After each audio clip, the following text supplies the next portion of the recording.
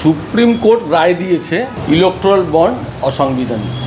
আজকে শেখ শাহজাহান বলুন, শিবু সর্দার বলুন, উত্তম হাজরা বলুন, সেটা তো আজকে প্রত্যেক জেলাতেই আছে, সব জেলাতে আছে। কোন জেলাতে নেই? আপনি যে জেলাতে যাবেন সেই জেলাতেই শেখ শাহজাহান পাবেন। এটা একটা জাতি পাঞ্জাবি, তারা পাগড়ি পরবে। এবার তাকে পাগড়ি পরেছে বলে তাকে খালিস্তানি বলতে হবে? এটা বিজেপিই পারে করতে।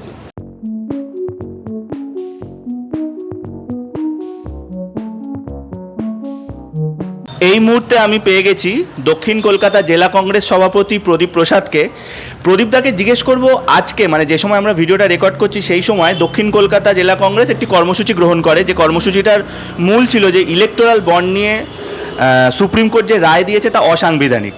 কেন এই কথা বলছে এবং তার সাথে সাথে সাম্প্রতিক রাজ্য রাজনীতি নিয়েও কিছু প্রশ্ন প্রদীপদাকে করব। প্রদীপদা, প্রথমে তোমাকে ওয়েলকাম। তারপরে যে প্রশ্নটা করবো যে আজকের যে কর্মসূচিটা ছিল যে ইলেকট্রাল বন্ড নিয়ে যে সুপ্রিম কোর্ট রায় দিয়েছে এটা অসাংবিধানিক, কেন বলছো এবং এর ফলে ভোটে কী প্রভাব পড়বে যদি একটু বলো। সুপ্রিম কোর্ট রায় দিয়েছে ইলেকট্রাল বন্ড অসাংবিধানিক। দীর্ঘদিন ধরে এটা মামলা চলছিল। 2019 সাল থেকে নির্বাচন থেকে নরেন্দ্র মোদী সরকার এই ইলেকট্রাল বন্ডটা চালু করেছিল। ইলেকট্রাল বন্ডটা কি? ইলেকট্রাল যে কোনো রাজনৈতিক দল পয়সা ছাড়া, টাকা ছাড়া চলতে পারে না, এবং বিশেষ করে নির্বাচনের সময় টাকা তো লাগে। হঠাৎ করে নরেন্দ্র মোদী সরকার 2019 সালে এই ইলেকট্রাল বন্ড নিয়ে আসে বাজারে। যে সমস্ত শিল্পপতিরা রাজনৈতিক দলকে চাঁদা দেয়, সেই চাঁদাটা অফিসিয়াল দিতে হবে। ইলেকট্রাল বন্ড কিনে বিভিন্ন পার্টিকে সেই বন্ড ডোনেট করতে পারে।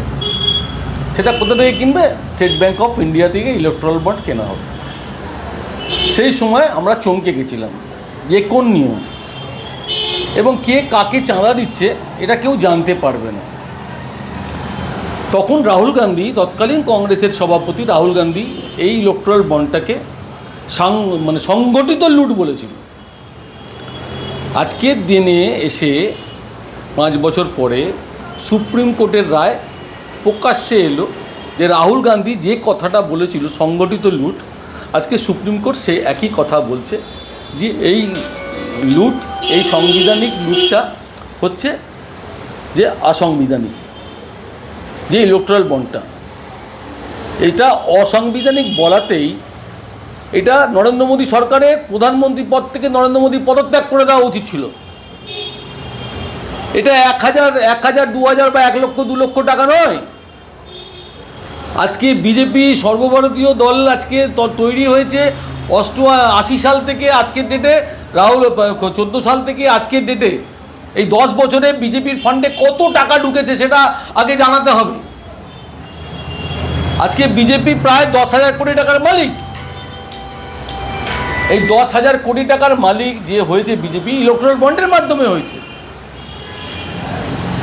আমরা মনে করি যারা মেহুল চোকসি থেকে শুরু করে নিয়ে, ললিত মোদি থেকে শুরু করে নিয়ে, বিজয় মালিয়া থেকে শুরু করে নিয়ে, যারা আমাদের দেশের ব্যাংকের টাকা জালিয়াতি করে, চুরি করে যারা পগার পার হয়ে গেল, বিদেশে যারা ফুর্তি করছে, আমরা আশঙ্কা করছি এদের টাকাটাও কিছু টাকা ইলেকট্রাল বন্ডের মাধ্যমে বিজেপি ফান্ডে গেছে। আমরা আশঙ্কা করছি যে 10 বছরে 10 লক্ষ কোটি টাকা এনপিএ করেছে নরেন্দ্র মোদী সরকার। এই নরেন্দ্র মোদী সরকার সংসদে বিরোধীরা বলছে কাদের কাদের এনপিএ করা হয়েছে, মানে ঋণ মুকুব করা হয়েছে, প্রকাশ্যে নাম বলুন, তালিকা দিন। নরেন্দ্র মোদী সরকার সেই তালিকাটাও প্রকাশ করবে না, গোপন করেছে, বলছে এই তালিকা প্রকাশ করা যাবে না। আমরা আশঙ্কা করছি যাদের যাদের ঋণ মুকুব করা হয়েছে তাদের টাকাও ইলেকট্রাল বন্ডের মাধ্যমে বিজেপি ফান্ডে গেছে। আজকে দেশের এয়ারপোর্ট, দেশের বন্দরগুলো বেসরকারিকরণ হয়ে গেছে। 23খানা পিএসইউ বেসরকারিকরণ করা হয়েছে।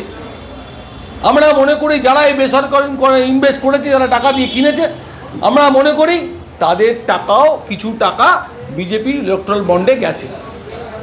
আজকে যে সুপ্রিম কোর্ট রায় দিয়েছে স্টেট ব্যাংকে অবিলম্বে 5 বছরে কত টাকা ইলেকট্রাল বন্ডের মাধ্যমে আপনি বিক্রি করেছে, কে কত ইলেকট্রাল বন্ড কিনেছে এবং কে কোন পার্টিকে কত টাকা ইলেকট্রাল বন্ডের মাধ্যমে ডোনেট করেছে, সেটা প্রকাশ্যে আনতে হবে।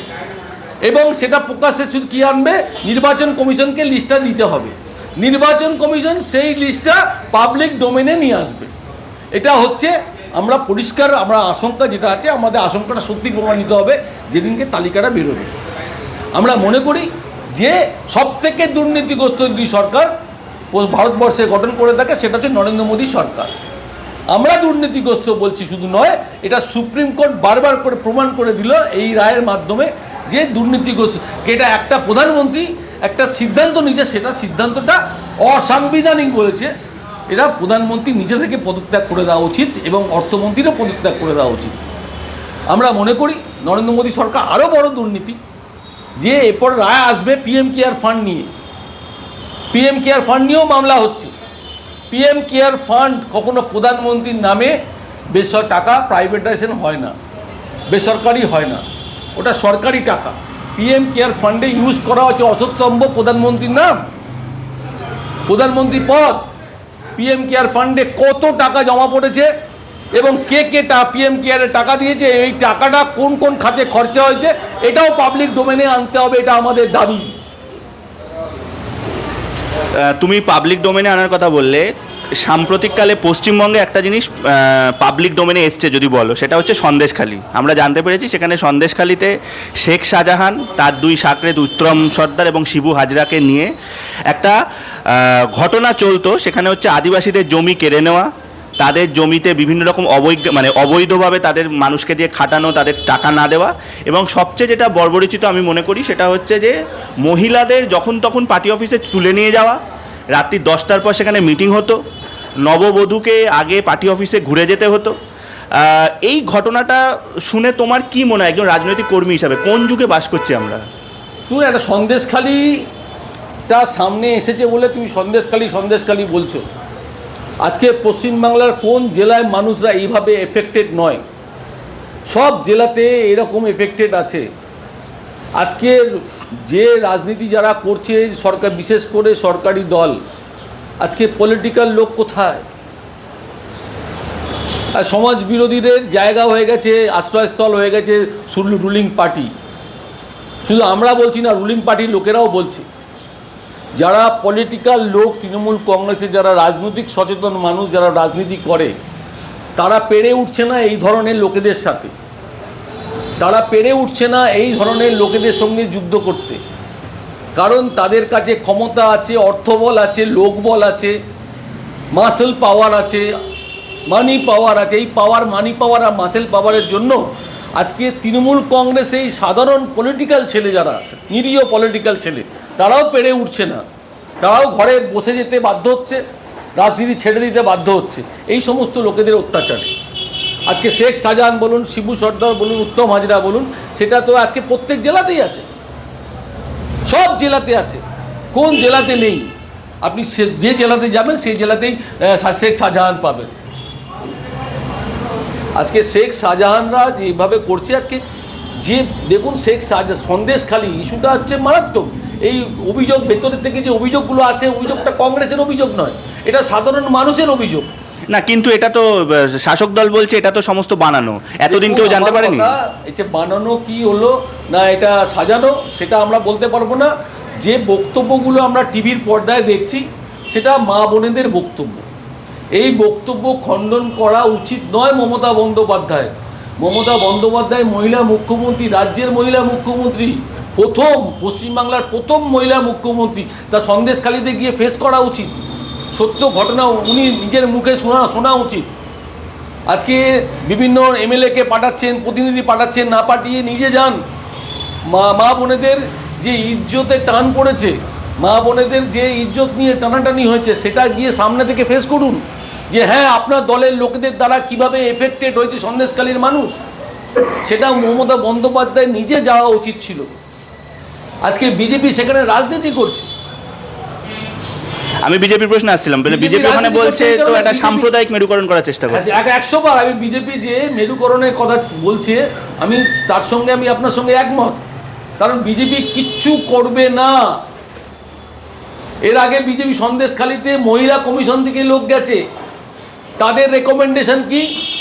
পশ্চিমবাংলায় সরকারের বিরুদ্ধে রেকমেন্ডেশন 356 ধারা জারি করতে হবে। শিডিউল ট্রাইবস কমিশন থেকে গেছে লোক, চেয়ারম্যান গেছে, তারা সন্দেশখালি পরিদর্শন করেছেন, সন্দেশখালি মানুষের সঙ্গে কথা বলেছেন, রাষ্ট্রপতিকে রিপোর্ট দিয়েছেন।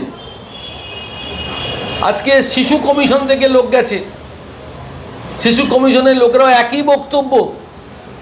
3টে কমিশনের লোক সন্দেশখালিতে গেছে কেন্দ্র সরকারের, তাদের রিপোর্টের গুরুত্ব কি আছে, তাদের যাওয়ার গুরুত্ব কি আছে? তারা গেছে, মানুষের সঙ্গে কথা বলেছে, রাজনীতি করেছে, টিভিতে বাইট দিয়েছে, কেন্দ্র সরকারকে রিপোর্ট দিয়েছে। কেন্দ্র সরকার কিচ্ছু করবে না মমতা বন্দ্যোপাধ্যায় সরকারের বিরুদ্ধে, এটা শুভেন্দু অধিকারীরা বুঝ দিয়ে, কিন্তু ওরা কিছু বলতে পারছে না। বিজেপি সরকার এই সরকারের বিরুদ্ধে কোনো রকম স্টেপ নেবে না, আমরা দায়িত্ব নিয়ে বলতে পারি। না, রিসেন্টলি তো নেক্সট মান্থে মানে মার্চ মাসে তো মোদিজি আসবেন, ওখানে আসবেন, বারাসাতে ভাষণ দেবেন, রাজনীতি করবেন, সন্দেশখালী মানুষের স্বার্থে দুপোটা চোখের জল ফেলবেন, চলে যাবেন। অমিত শাহ আসবেন, সন্দেশখালী মানুষের জন্য স্বার্থে কথা বলবেন, দুপোটা চোখের জল ফেলবেন, চলে যাবেন। কিন্তু কাজের কাজ কি হবে? কাজের কাজ কিছুই হবে না। এরা রাজনীতি করতে আসছে, রাজনীতি করবে, চলে যাবে। যেমন এরা 2021-এ এসেছিল, এরা মেরুকরণের রাজনীতি করেছে, মেরুকরণের রাজনীতি করে মানুষকে বুঝিয়ে দিয়েছে তুমি সংখ্যালঘু মানুষের প্রতিনিধি করবে, আমি হিন্দু ধর্মের হিন্দু মানুষের প্রতিনিধিত্ব করবো। এটা তো মেরুকরণের রাজনীতি। যদি করে কিছু করার ক্ষমতা থাকে তাহলে কেন্দ্র সরকারের আছে। কেন্দ্র সরকার এই সন্দেশখালী নিয়ে মমতা বন্দ্যোপাধ্যায় সরকারের বিরুদ্ধে কোনো রকম স্টেপ নেবেন না, নেবেন না, নেবেন না। আমরা দায়িত্ব নিয়ে বলতে পারি। আমি একটা কথা তোমাকে যে সন্দেশখালী নিয়ে একটা শেষ প্রশ্ন করব, সেটা হচ্ছে যে আমি দেখেছিলাম যে তুমি ছিলে মানে সেই যখন কংগ্রেস দল গিয়েছিল, অধীর চৌধুরী গেছিলেন, উত্তর নর্থ চব্বিশ পরগনার যে কংগ্রেসের যারা নেতৃত্ব তারা ছিল, তাদের সাথে তুমিও ছিলে, ছাত্র পরিষদের কর্মীরা ছিল। আমি বলছি যে তোমাদেরকে ঢুকতে বাধা দেওয়া হয়েছে, প্রথমে সিপিএমকেও ঢুকতে বাধা দেওয়া হয়েছে, বিজেপিকে প্রথমে ঢুকতে বাধা দেওয়া হয়েছে। আমি বলছি যে যদি কিছু না হয়ে থাকে তাহলে ঢুকতে বাধা দেওয়ার দরকার কি? 144 ধারার দরকার কি? আর যেসব এই জায়গাগুলোতে মোটামুটি বিরোধী শূন্য, সন্দেশখালীতে সবটাই মোটামুটি তৃণমূল, তাহলে সমস্যাটা কোথায়? কারা এসে ঝামেলা পাকাচ্ছে? বিরোধীরা, যে বিরোধীরা নেই। এটাই তো হচ্ছে আমার কথা, যে যদি কিছু নাই ঘটবে তাহলে বিরোধীদের যেতে বাধা দিচ্ছে কেন? পুলিশ বাধা দিচ্ছে কেন? পুলিশ তো নিজে থেকে যেতে পারতো। আজকে রাজীব কুমার আজকে গেছে সন্দেশখালীতে, এটা তো প্রথম দিনই যেতে পারতো সত্য মিথ্যা উদ্ঘাটন করার জন্য। আজকে সেখানে পুলিশ অধীর চৌধুরীকে আটকালো। অধীর চৌধুরী কত লোক নিয়ে গেছিল? আমরা খুব জোর হলে 200-250 লোক গেছিলাম। আমাদের ভেতরে 144 ভ্যাকেট হয়ে গেছিলো, হাইকোর্ট থেকে ভ্যাকেট করে দিয়েছিল, 144 নেই। অধীর চৌধুরী যেদিন গেল তার আগের দিন নতুন করে 144 12টা জায়গায় করা হলো।